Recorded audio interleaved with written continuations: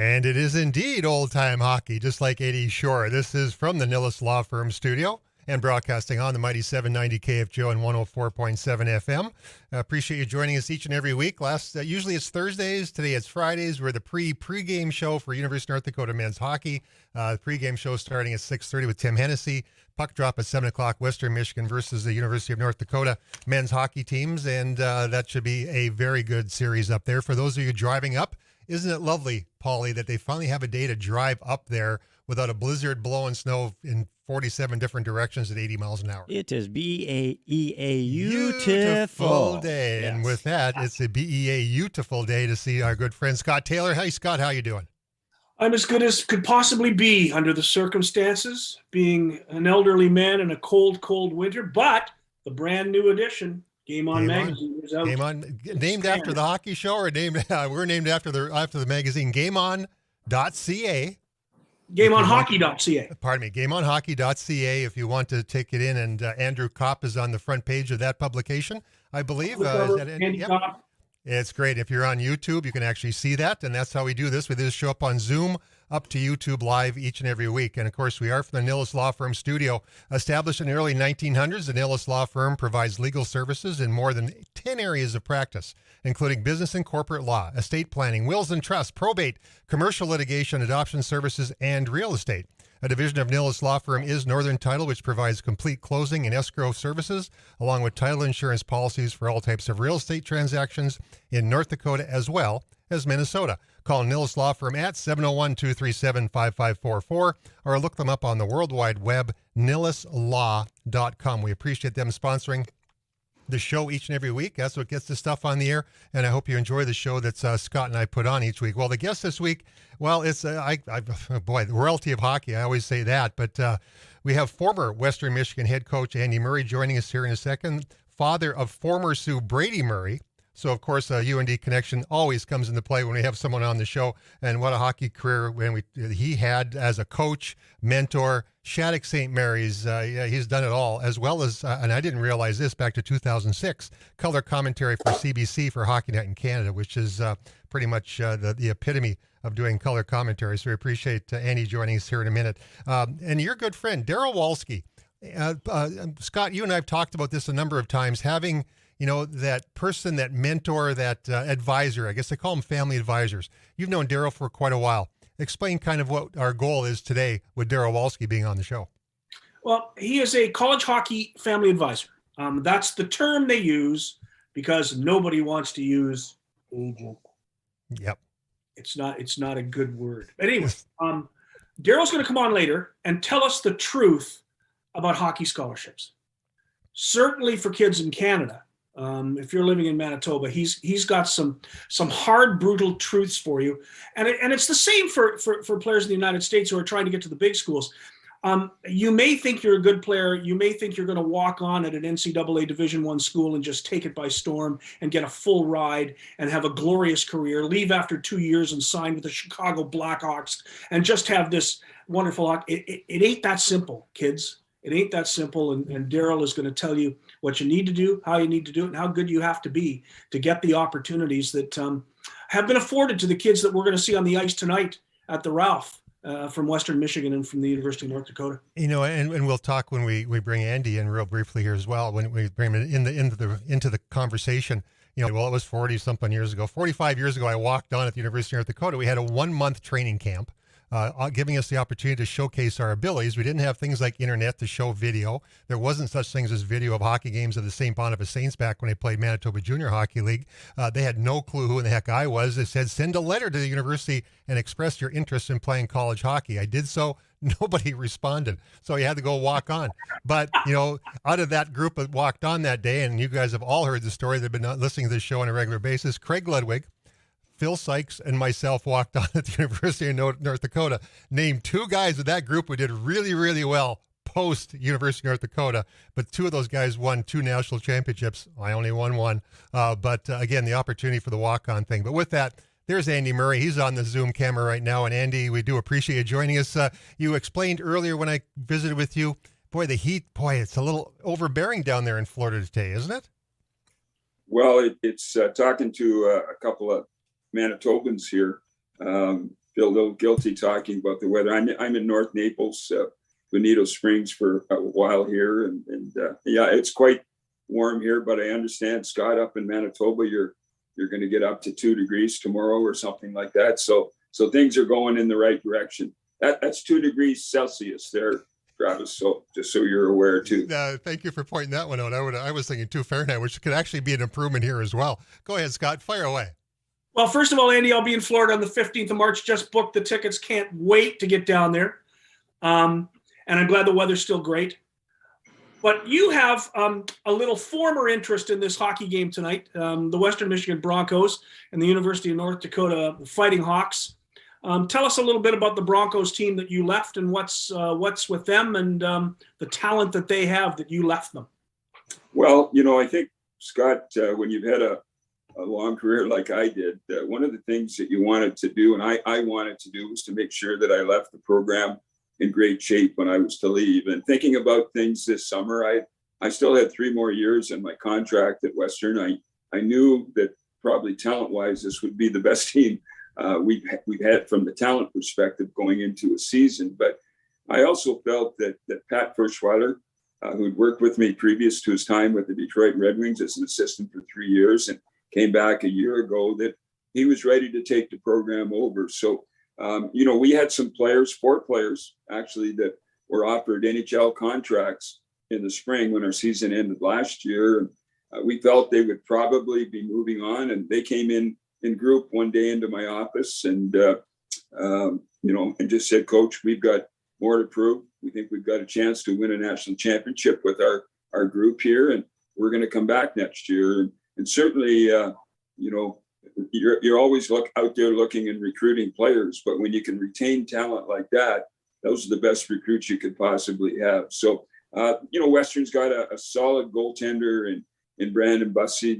They've got solid defense. And, the big thing for them is they've been consistent all year. They've been able to avoid injuries, which obviously has been a thing for North Dakota, and certainly admirable what Brad Berry and his team has done in that series up at the Loop there last weekend. The players they were missing their leading goal scorer and best forward, and also missing their top defenseman. But, they've got guys like Zach Driscoll and Connor Ford and so on that have been coming on. I think getting Mark Senden back tonight for the game is going to be important. He was always a thorn in our side, and we always had our checking unit check against him when we could get that matchup, because Brad wanted to get him on our top offensive unit. So we checked the checking line, and it seemed to be easier to get the matchup. But it should be a great game.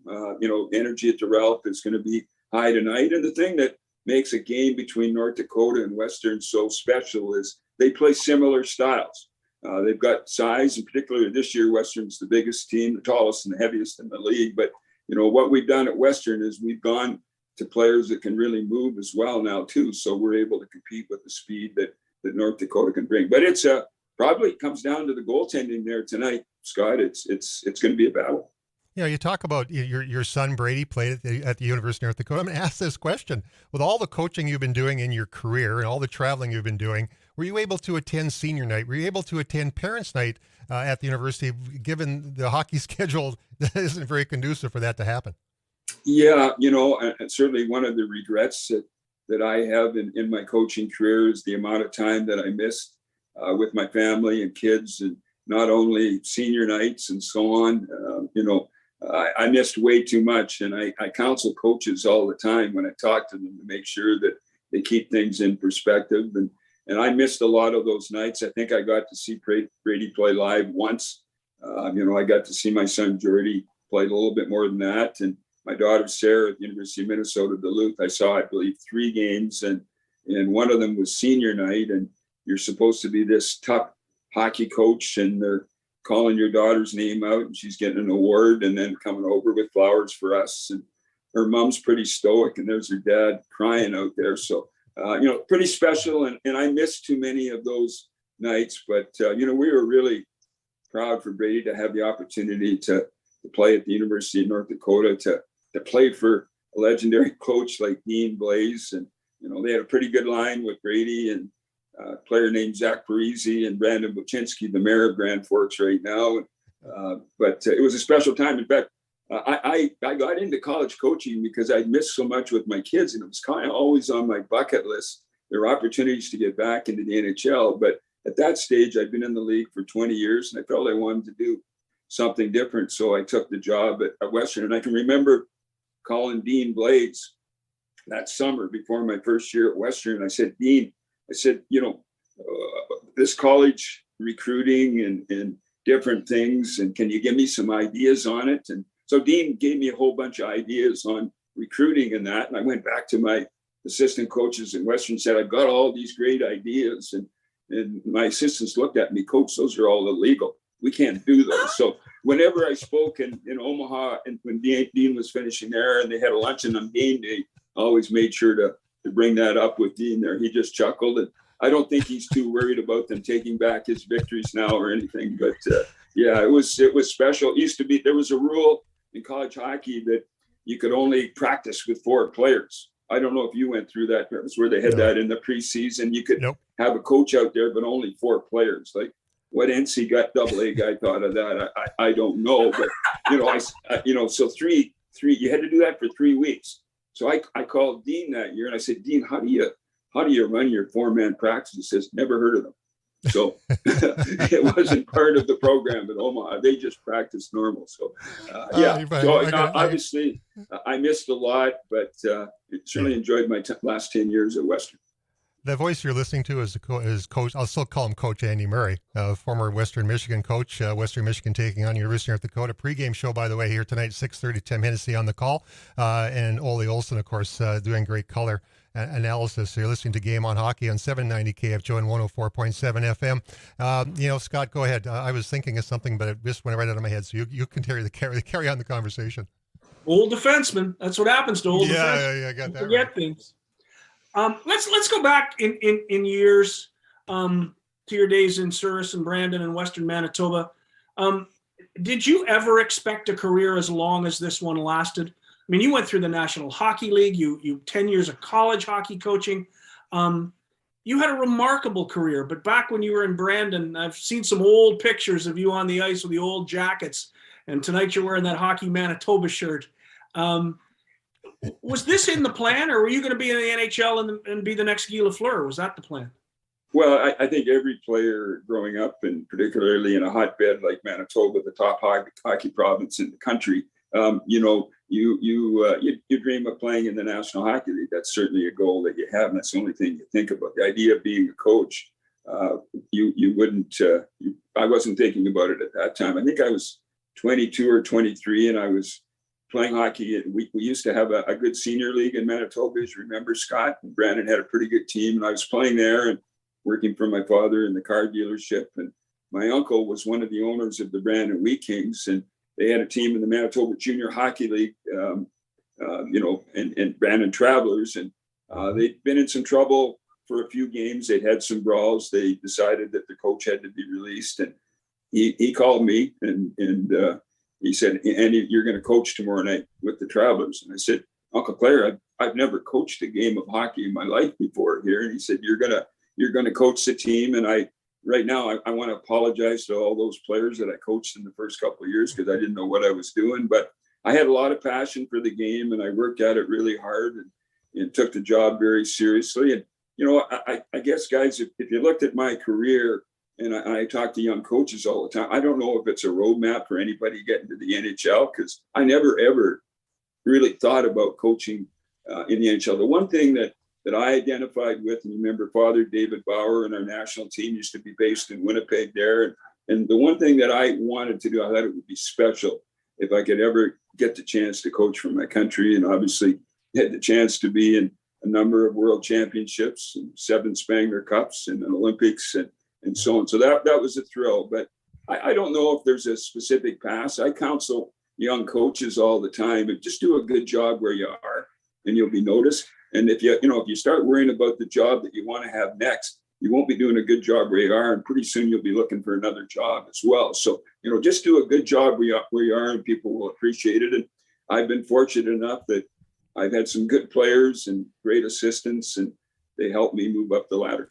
You know, Andy, we've all had moments by way of listening to Game on Hockey on the mighty 790 KFGO 104.7 FM. If you're driving to Grand Forks tonight, one thing you know, Andy, there's no ice on the highway now. It's cleared off. The travel is going to be nice and easy for these folks tonight.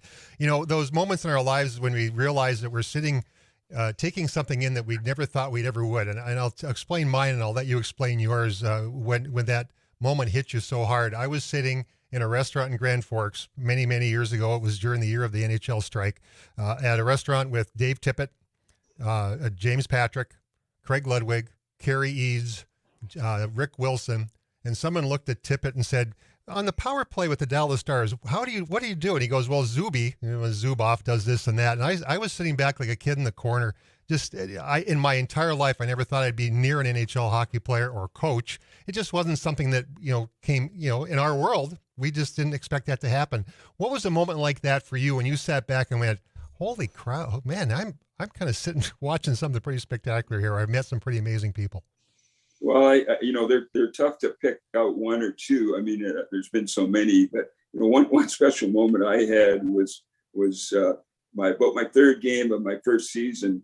We were playing in Detroit, and I'm coaching the LA Kings, and Scotty Bowman is coaching the Detroit Red Wings. Like, that's Scotty Bowman over there to my left. And I remember Kerry Fraser, who was a great guy and a great communicator as a ref. I was kind of being really slow with my changes because I know Scotty's a matchup guy, and he always wanted to get the matchup. So I knew I was going to slow it down on him in their building. And Kerry came over to me and he said, Andy, you got to hurry your changes up, because Scotty was yelling and everything like that. And I said, Kerry, you realize that's Scotty Bowman over there, and he's waiting for me to make my line changes. Would you let me, enjoy it a little bit? And he said, I get it. But he said, just pick up your line changes if you would there. So special times like that, coaching against Victor Tikhonov with the Red Army when I was coaching in Switzerland, different things like that. And obviously for me, coaching against Dean Blaze was special. Coaching against Red Berenson at Michigan. Those are all special moments. Well, we're going to carry this conversation on. If you'll hang on for a little while, I know Daryl Walski will be joining us here in a minute. We do need to take a break, and when we come back, we'll continue this conversation. Andy Murray, Scott Taylor, Travis Dunn, on a beautiful Friday night as you work your way to Grand Forks to take in a little Rock'em Sock'em hockey at the Ralph Engelstad Arena with Tim Hennessy and the call at 7 o'clock. The pregame show will be at 6:30, but hang on. You've got a lot more hockey conversation to go. This is Game on Hockey on the mighty 790 KFGO and 104.7 FM.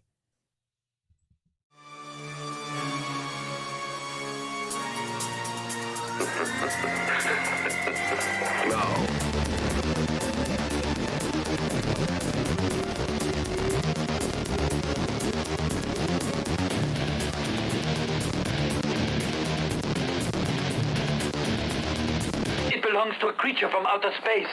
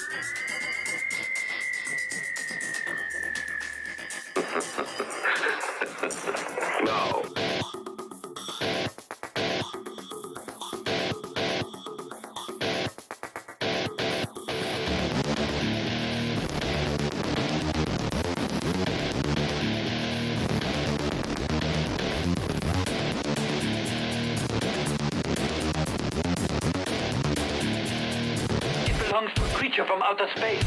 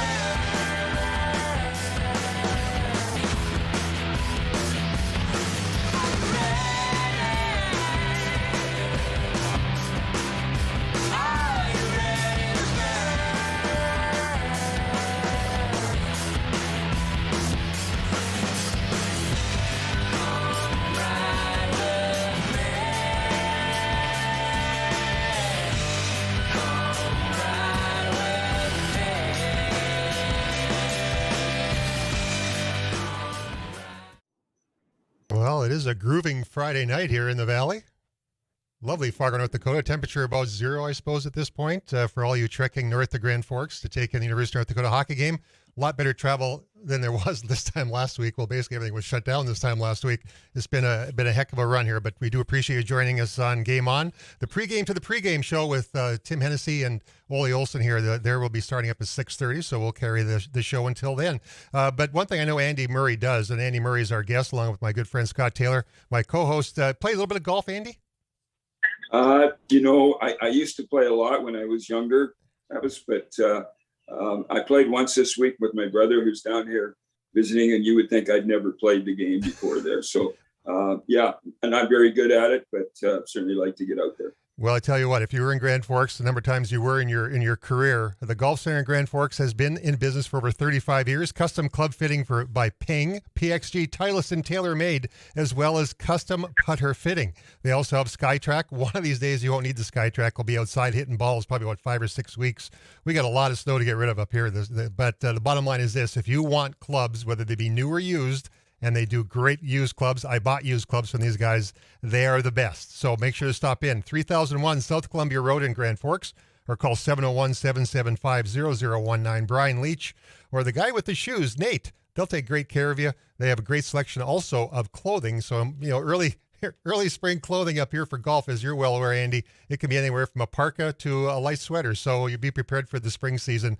Golf season's right around the corner for those who are looking forward to walking on that nice grass, not that crunchy white stuff. By the way, Andy, how much do you miss snow? Not a lot. Obviously you do get down here, and I would come down for a week. We've had a place here for 12 years, but I get down for about a week a year, and you get down here and it's 80 degrees or whatever. You're kind of thinking, what were our ancestors thinking? Like they could have settled down here. They decided to settle in Manitoba, and I know all three of us are from Manitoba. So it is nice, but it's what you're used to, and growing up in Manitoba, I wouldn't trade it for anything. And a lot of tough people, just like in North Dakota, come from that state and from the province of Manitoba there. So we just adjust and roll with it, and it's part of life, and you just accept it. You are a Manitoban. You had a chance to coach Manitoba's NHL team. Tell us about your experience with the Winnipeg Jets. Was it hard to coach in your own province? Scott, it was special, and probably one of the best things about being a coach in the National Hockey League, whether I was coaching in LA or St. Louis or wherever, I always had a lot of people that came down to visit, and you enjoyed showing them around. Obviously, being in Manitoba, I pretty well had people kind of knocking on my door every second day. And one of the biggest thrills I had was to take my friends' kids through our dressing room in Winnipeg at the old Winnipeg Arena. And Scott, it wasn't anything. It wasn't special. No. Just for those guys to see the smile on the face of those kids and their eyes popping out of their head when they walked through, it was really a great feeling. So that, as much as anything, Scott, made that experience so special, being able to coach in Manitoba. And it's like now at the University of North Dakota, young hockey players go through that dressing room and their eyes should be popping out of their head with the facility that UND's got. I know at Western, whenever we had a recruit that was going to North Dakota to visit the weekend after, I told our assistant coaches, we got to close the deal this weekend, because if they get to North Dakota, I don't know if we're going to get them or not. But coaching in Manitoba was special because of so many family members and friends that were around, Scott. You had some good players too. You had Teemu, Keith Tkachuk. It was a fun time. Yeah, they were pretty young players at that time, and particularly Keith. And I can remember coming into the dressing room. In those days, they used to give you your checks, you got a check. And I walked by Keith's stall one day, and the kind of money he was making there in his later contracts, and the check for the month was sitting there. Well, his checks, you get paid over 7 months, you're getting the kind of money he was getting. That check needed to get to the bank, and I had to remind him a couple of times, Scott, Keith, you should get that into the bank there right away. But yeah, coach had the chance to coach a lot of good players. Worked with a friend of mine, John Paddock, there, and had a great coaching career as well there too. So yeah, it was special. You know, one thing, Andy, that you look at nowadays, the new blood coming into the coaching ranks, you know, the Dave Hackstalls who've had the opportunity now with Philadelphia and, of course, now with Seattle. We're seeing a changing of the guard. Is that a right way to say it? Because obviously a lot of opportunities come because of relationships, and you had those relationships, thus Minnesota North Stars, Winnipeg Jets, Los Angeles Kings. But there needs to be new blood coming in, and I think there's some pretty bright coaches coming into the ranks, aren't there? Yeah, there's no question about it, and obviously you've got one there in Grand Forks with Brad Berry and the job that he's done. And you know, part of that North Dakota culture is they normally hire coaches that played for the program there, and you know, Brad is that new breed of coach as well there too. So you know, I think the big thing, it doesn't matter who you are, the age you are, or anything. It's just realizing that as soon as you think you've got it figured out, you should quit, because you're not getting any better. And if you're not getting better, you're getting worse. So, you know, that's the one thing that I've tried to do during this time that I've been off this year. Should I decide to get back into the game, and you know, I've tried to stay up on things and make sure that I'm getting better there as well too. So it's all relative, and there is some great coaches, and certainly Dave Hackstall, you know, deserves everything he's getting there as well too. And it's been a little tougher for him than it was Vegas coming into the NHL's expansion because of how they changed the rules on expansion drafting and so on. But yeah, there's just great coaches. The problem in hockey right now, there's a lot of great coaches. There's just not enough jobs. So there's a lot of coaches out there. I always tell coaches, if you're, you know, if they don't have a job, or they got fired or whatever, do something to stay in the game, because it's all relevant in what you've done recently. So don't ever get out of it, because it's tough to get back in. You went to Europe. How was that experience? It was great, Scott. It was life-changing, to be quite honest with you. Probably the greatest sense of accomplishment I had going to Europe was learning another language. You know, and that, you know, in Manitoba, we're supposed to learn French. And I don't know what you were like, or you were like, Travis, but I didn't take it as serious as I should have. And I wished I had. And it was always one of my weaker subjects, and couldn't figure out why we're taking this. But you get to Switzerland, where they've got basically 4 official languages within the country. It's intimidating. And I made sure I went over the first summer before I started, and I took some intensive courses on language. And that was important. I think learning how to, and working in Brandon at the university, and for the Brandon Travelers, I had another job. I worked for my dad in the car business, but over there I was coaching all the time. So just the extra time that I had to focus on things. And then I think for me as a young coach, it was great to learn to understand the European game and the way they play the game, and the puck possession aspect of it, using the big ice to advantage, and just the amount of practice time you had over there as well too. So some strange things, a lot of unique things that I experienced. I mean, you know, on the first game I coached there, we're playing at home, and there's 6 guys down at the end of the bench, and I hear the equipment guy say, "We need the blankets." And so they bring the blankets out, and they give the blankets to these 6 guys at the end. And I said to the equipment manager, I said, what's going on here? Why are they putting blankets on? He said, "Well, they don't play." I said, "What do you mean they don't play? They have to be ready to play." And you know, but I didn't want to rock the boat in my first game on the bench, and so I let it go. We scored a goal. And every time you score a goal in Switzerland in those days, and it's changed dramatically with the level of hockey they've got now, but everybody goes on the ice.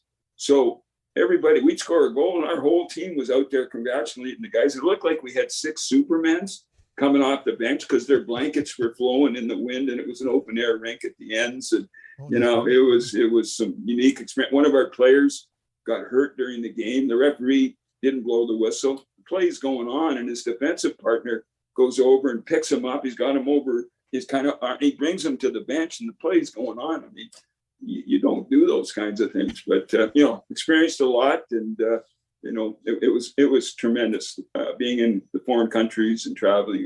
It was great. This is Game On Hockey on the mighty 790 KFGO and 104.7 FM. Andy Murray, the voice you're hearing, along with Scott Taylor, my co-host on a weekly basis from the Nillis Law Firm studio on the campus of KFGO Radio. Andy, is there one suitcase that you went to every one of these destinations with? Because it must be beat up bad.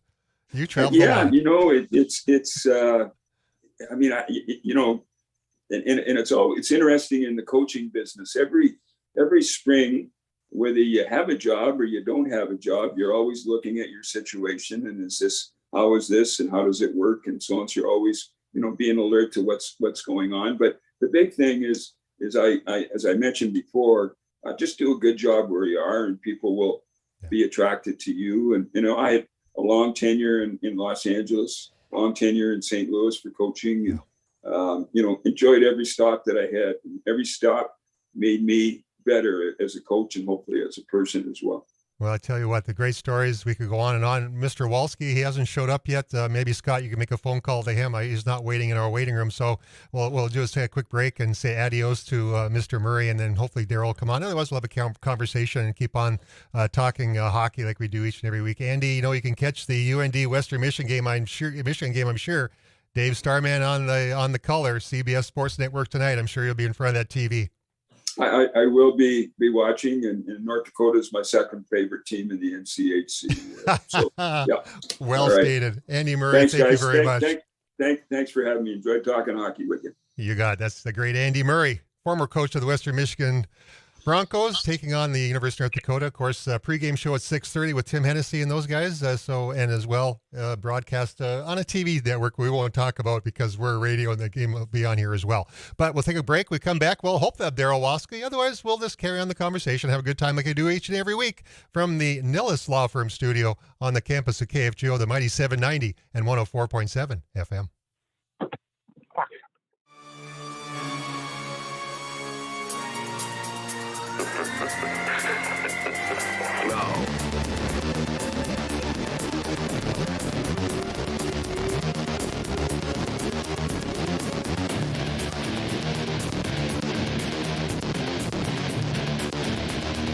It belongs to a creature from outer space.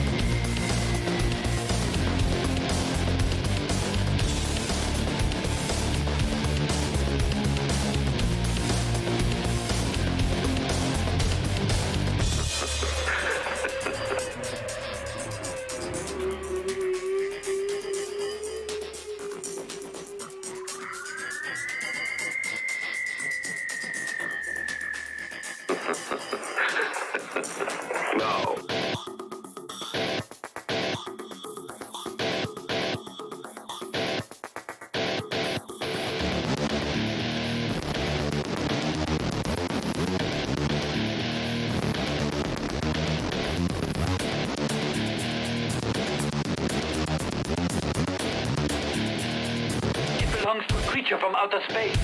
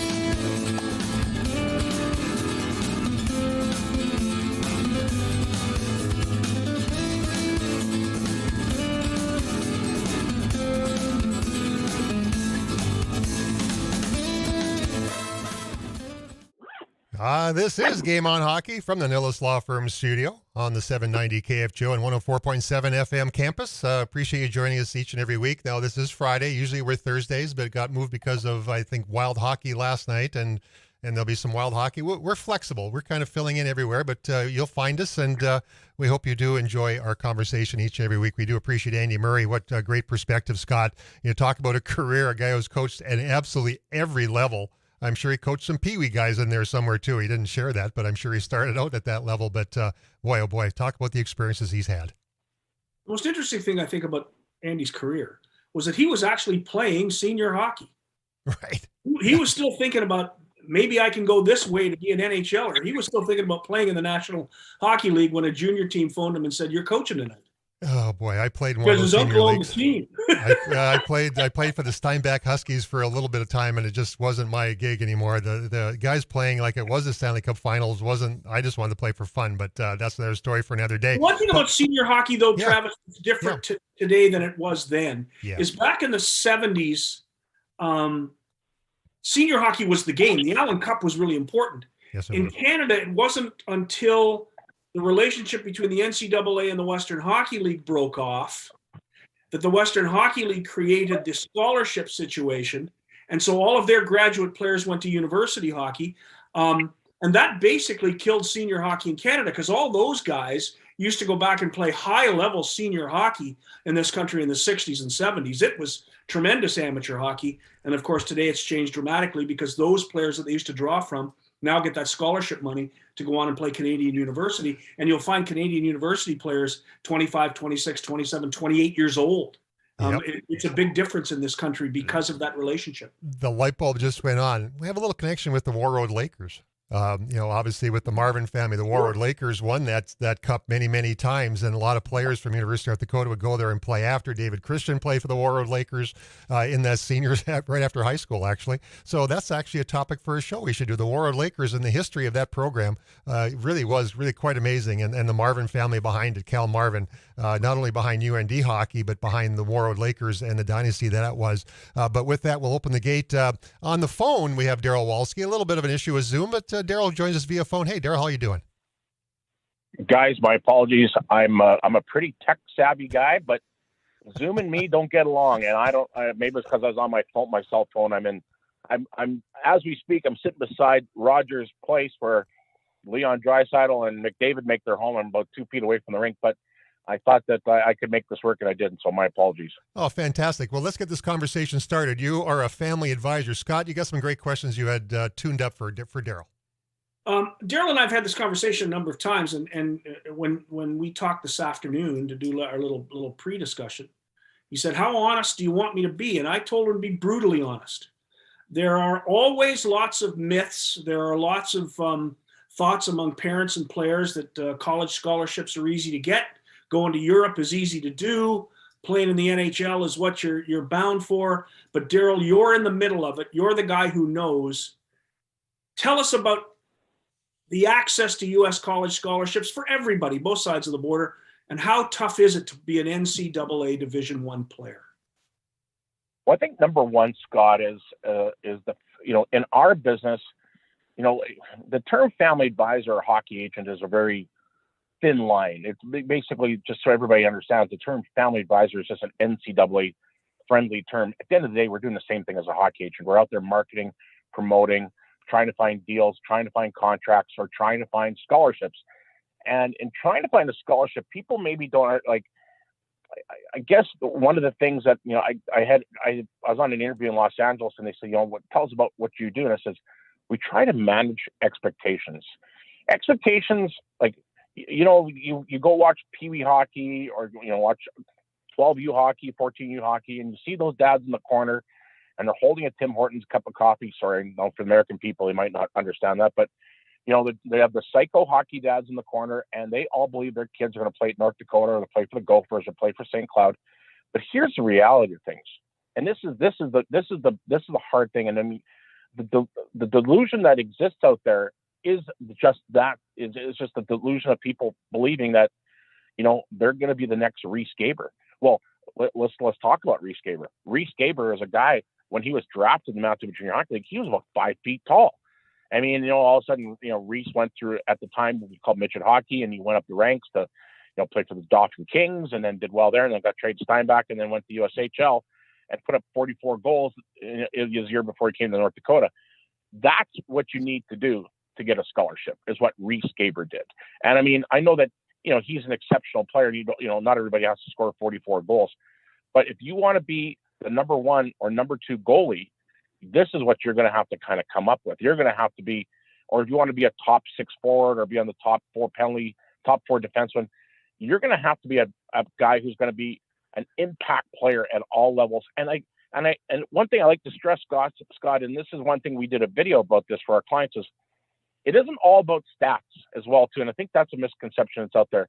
Number one, I tell people, if your education, if you got a bad GPA, like if you're like Michael Orr on the movie The Blind Side, and you got a 252 GPA, the odds of you playing for North Dakota or playing for the Gophers or playing D3 hockey or even playing club hockey in Botno, North Dakota, or Dunn, North Dakota, Botno rather, is low. You're going to have at least a 3.0 GPA. And that's to play at certain level schools. But if you want to go play Ivy League schools, now all of a sudden you've got to beat the 3.9s to 4.0s. My point is, if you're, as I'd say, a 20-year-old player or a 19-year-old player, like I had a guy email me today from Ontario, he's got 10 points in the last 2 years playing junior B hockey, and he thinks he's still playing D1. You're not playing D1. Scott, me and you have better chances of dating Halle Berry than that guy does. So if I'm a young kid, what do I need to do? I'm a pretty good player. I'm 15 or 16 years old. I'm thinking between the Western Hockey League and U.S. college hockey. I've been drafted into the Western League, but I haven't signed yet. What kind of route do I need to take to get that coveted scholarship to a good school? Well, here's another thing. I had a kid today email me 20 schools he wants to play at, and I'm just going to myself, I think a really important factor is, unless you're Johnny Gaudreau or Kyle Connor or Brock Besser, Jack Eichel, on and on and on, those kind of level of players, those guys can say where they want to play. But normally speaking, it's the school that picks you. You don't pick the school. I think that's a really important thing for people to understand, is you can't go, well, I want to play at Dartmouth and I want to play at RPI and I want to play at Northern Michigan. Well, guess what? Maybe those schools don't like you. But meanwhile, maybe Andy Berge's old school, Western Michigan, they like you. And all of a sudden, Jason Herder's coming up there going, hey, I like you. Are you going to say no to Western Michigan because you wanted to play Northern Michigan? Don't be dumb. Take the deal. It's the thing is too today, a huge factor that's happened over the last 10 years. And you touched about it with Andy about European hockey. 15 years ago, you didn't see a lot of Finns and Swedes and Austrians and, Germans and Russians playing in D1. So now those guys have come around and they're taking jobs from North American players. And I call them jobs, but they're places on teams. And, so all of a sudden, 2 guys from Sweden are now playing for Maine. Well, now there's just 2 less openings for the Canadian and American guy. But to go back to your original question, Scott, I mean, what does a kid have to do? And I think here's another huge misconception from Canadian people. And I can say I'm a Canadian person. I mean, they say, you know what? I don't think I'm going to play Western Hockey League or OHL. I'm going to go play in NCAA. And they're making these comments when they're 14 or 15. Once again, unless you're a really high-end player like a Seth Jarvis, those kind of players, you can kind of say where you're going to play. But if you're just Joe Blow, run-of-the-mill player at the Rink Academy, or you're an average player at Sioux Falls Academy, you're not going to have that choice. The choice is, if you get a choice, it's going to come to you and you have to take it. You're listening to Game On Hockey on the Mighty 790 and 104.7 FM. Scott Taylor, along with Darryl Walski, a family advisor, and that's only in the terms of the NCAA. He is an agent and an advisor. I look back, too, at the mistakes I made. And Darryl, when I was at the University of North Dakota, after we won the national championship, I'm in Gino's office and the phone rings, and it was Emile Lecat Francis asking if I wanted to join the Salt Lake City Golden Eagles for the remainder of their hockey season. So I did go and play with Salt Lake for a couple of games. They wouldn't give me a contract. It was an amateur thing. I had other opportunities, and I had no one else to talk to. I wish there would have been someone like yourself in that position to say, hey, here's what we recommend you doing. It's come an awful long way from those days when we were kind of guessing to now being more of a science, isn't it? Well, and like I had lunch with a guy yesterday, and his kid plays for Flin Flon in the Saskatoon SJHL.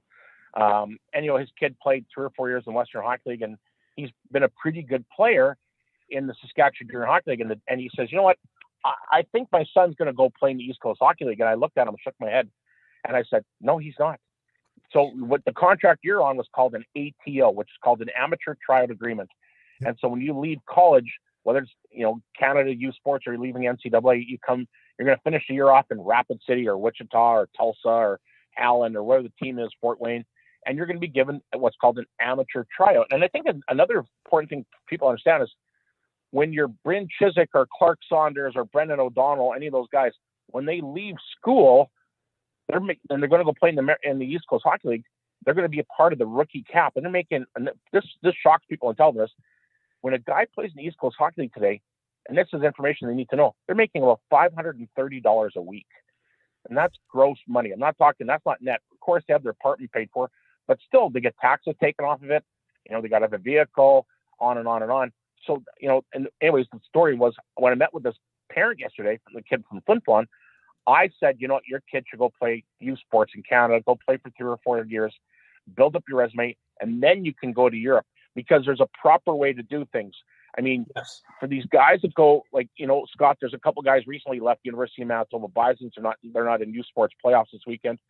So they went to go play in Fort Wayne or whatever. Well, they're going to be, the East Coast Hockey League only runs 10 forwards. So they might be like, I call them grocery sticks. They're going to be that 11th or 12th forward. The guys in the middle of the bench, they're splitting up the defense and forwards, and they may get the token 3 or 4 minutes here and there. And maybe they get 3 or 4 shifts. But the problem today in hockey, and compared to like when you left UND and playing for Gino, was now the NHL has such an impact on those East Coast Hockey League teams. So like when they're pushing players down, there's a trickle down effect, right? So Las Vegas sends down 4 or 5 guys to Henderson. Then Henderson sends out 4 or 5 guys to Fort Wayne.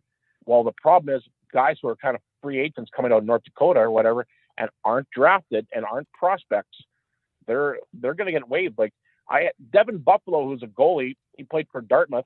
He when he came out of college, like yourself, he played on 6 teams in the East Coast Hockey League that year. 6 teams, because how it works is you're on a 1-week contract. You're not on a 1-year contract. You're on a 1-week contract. So if you're not playing well or guys are getting pushed down, guess what? You get waived at the end of the week, and you hope a team picks you up because you go on the wire. You become a free agent then. If nobody picks you up, you got to go to a lower league, which is the Southern Professional League, or maybe think about working at Best Buy. Yeah, well, there is that. Hey, Daryl, when we get this whole thing figured out, when you get the Zoom figured out, can you come back on again? And we need to carry this conversation on and have this great conversation with the parents out there listening. Can you do that with us? College Hockey Family Advisor, if anybody's interested. I appreciate the time, guys. Sorry about the Zoom thing. That's all right. And I had to give myself a little shame. I had to do a little shameless plug. That's what I'm all about. Yeah, this send us some Tim Hortons. We'll appreciate that. We'll do this well, again. Send me some queso from Paradiso. You got that. We're on the way to do that right away. Hey, that's Daryl Walski, Family Advisor. We'll take a break. When we come back, Pilot Mound. We'll be visiting again with Coach Platt. You're listening to Game On Hockey on the Mighty 790 KFGO and 104.7 FM.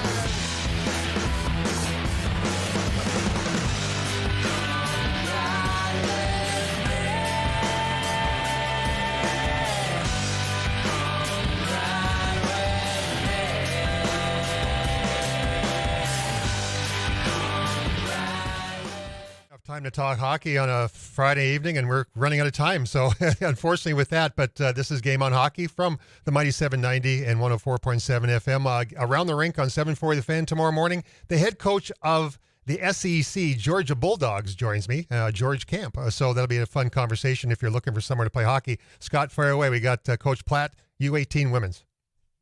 How was your season? It's going good, Scott. Good. Yeah, no complaints. We're improving. There's some good teams in the league, and we got playoffs coming around the corner here, and it's going to be a tough one. But you know what? As long as we compete, that's all I ask for. Are they having fun? That's the key. Yeah, we are.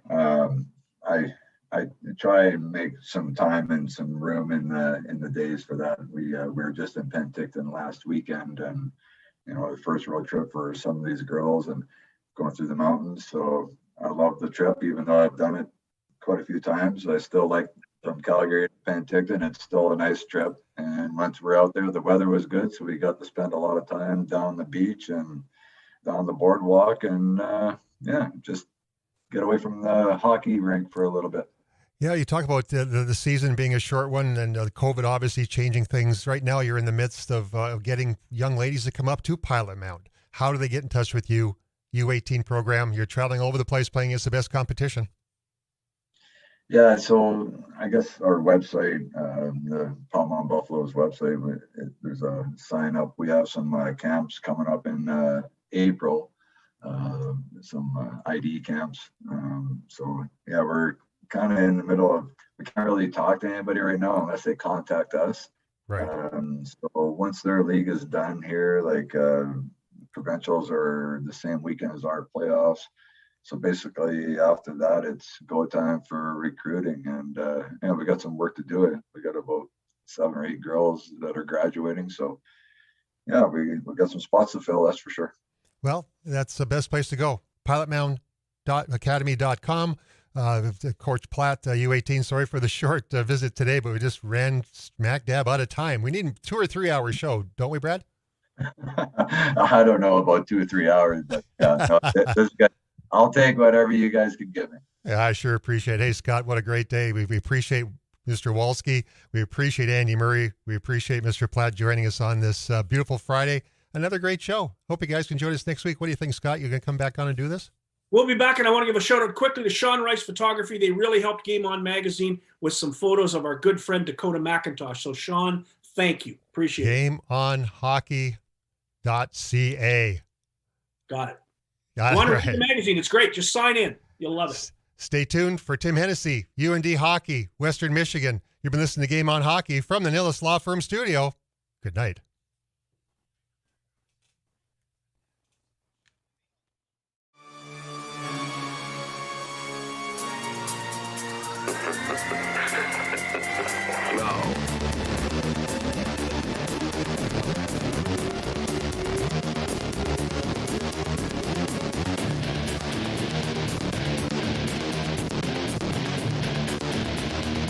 It belongs to a creature from outer space.